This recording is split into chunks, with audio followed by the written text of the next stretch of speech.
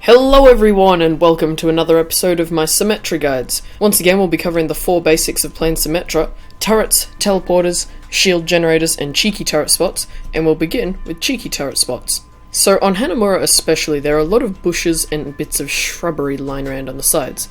These are great to hide turrets in, but it should be noted that someone playing on low graphics will not see these. So let's just quickly run through all the good spots to place them in the shrubberies. Right there, you can place 2 in here. 1 or 2 back here does a good job of catching them by surprise. Down here's a great spot because it's nice and hidden. Cross this line here. Behind this rock you can place a couple. You can place them all along the underside of this balcony here, since they can't be seen when you're on top. Anywhere in this shrubbery here. If you want to focus down the left flank, you can put a bunch in this section over here. Moving on to the middle grounds, if you're running back from the first point after they've captured it, you can just scatter them all around here. A couple behind the rocks. Scatter a few in here. Maybe 1 over there. 1 on this side.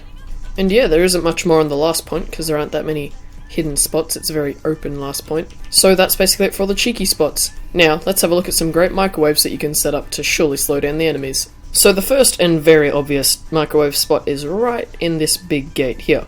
Now, it's important when you're setting up a microwave that you don't bunch together turrets very close together. You don't want to do something like this, because it means that anybody can run in and take out all 3 of those with minimal effort. So, it's a good idea to place, say, 2 down here.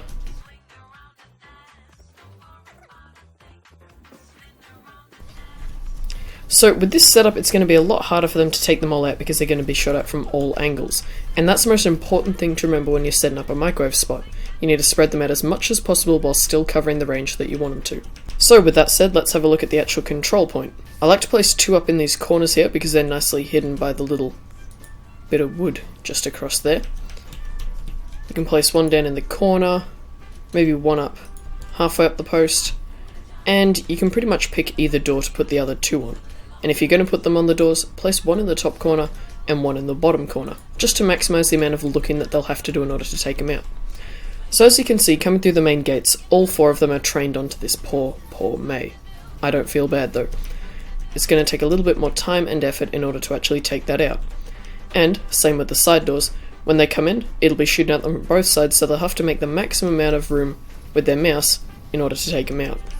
If you both bunch them up on the top, which is where they'll probably be expecting it, it's a lot easier for them to come in and just go bang bang, instead of having to go bang bang. On the last point, before they push through, you can set up turrets on this outer wall here. If you place them around as scattered as possible, hiding them up top, hiding them back here, I like to place 2 of them on these back walls, maybe 1 or 2 on this side. Scattering them around like this will make it a very good microwave. It takes a lot more time to take them out since they're all not grouped up together. You get the idea. Once they've pushed through that, it's a lot easier for you to set up another microwave on this wall here. Place them around behind there, on the balcony over there, down on the side, 1 on this little lamp maybe.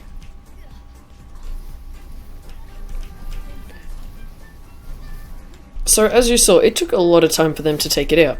If you just bunched up 3 on each side, it's really easy for them to take it out. So if you're interested in covering this right flank, it's a good idea to basically place them all around here.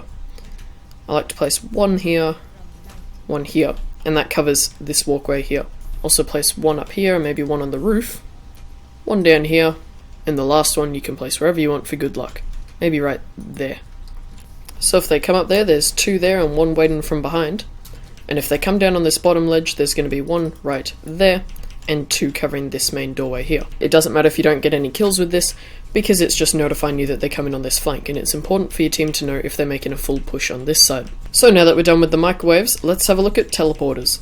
So to get back onto the first point, you'll probably want a teleporter up as soon as possible.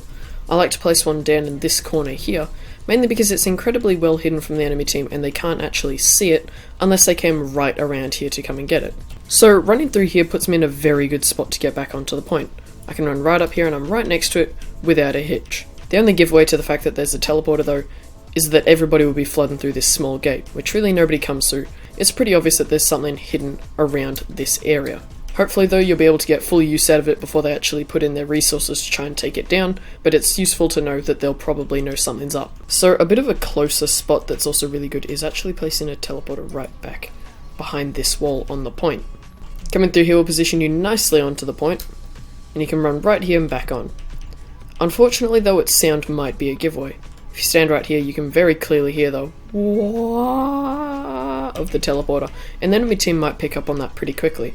However, they probably won't expect for it to be so close to the point, and normally teleporters are placed on that side, so I imagine that it'll probably last for its full 6 uses. Now, if you're a bit more furtive about your teleporter placement, right behind this wall is actually a really good spot defensively. Of course, it doesn't place your team in as great a position as the other 2 spots, but this spot will last for a lot longer than the other 2. The only downside to this point though is that if they know where it is, it's incredibly easy for a Genji to wall climb over this wall and onto the other side. It's incredibly easy for a hero with wall climb or any other movement abilities to get over there and take it out fairly quickly. So watch out for that, but this spot should last a lot longer than the other 2. Now that the teleporters are all done, we're going to move on to shield generators. So people really seem to underestimate the range on the shield generator. I see people placing it in this room here, down here, even pretty much on the point, but the range is absolutely massive. A great spot to place it is down in this little nook here. So if you watch my health bar at the bottom, you'll see that I get my shields when I get about here. This shield generator spot will cover the entire point. It'll cover the entire first point here, it'll cover this entire courtyard area, and all the way out into their battlements on this side.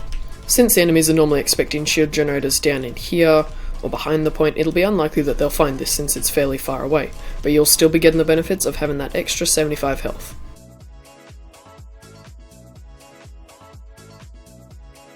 And on the last point, if you really want a shield generator, you actually can't place it down in these corridors.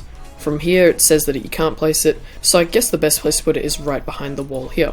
It's a really good idea to set up this place with as many turrets as you can, because this shield generator will be found quickly. It's not uncommon for enemies to come behind this area, so you want to have it as well defended as possible. Of course, a shield generator placed here will cover the entire point. There's really no need to worry about that. It'll cover all the way out well into that area there. So there's no worry about range, the only worry is that it's going to be under heavy fire. And with that, we conclude our Symmetra guide for Hanamura. I hope you enjoyed it. If you did, leave a like, and if you have any suggestions, put it down in the comments section. Big thanks to Will here, who helped, because Josh once again wasn't able to help. I don't think he likes the Symmetra guides. But yeah, that's pretty much it for this episode, and I'll see you all next time. See ya!